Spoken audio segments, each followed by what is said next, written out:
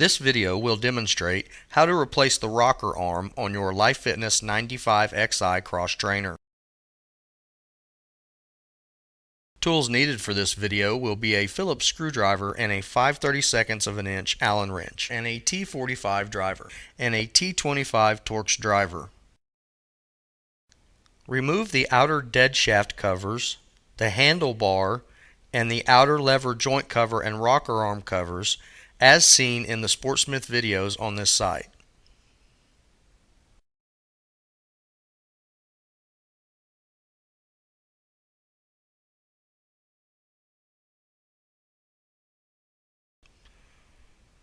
Remove the retaining ring and washer securing the rocker arm to the dead shaft.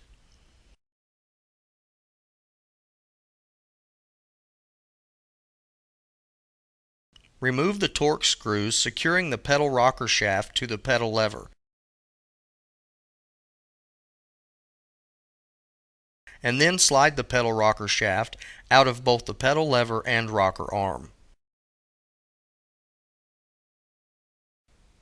Carefully slide the rocker arm off of the dead shaft.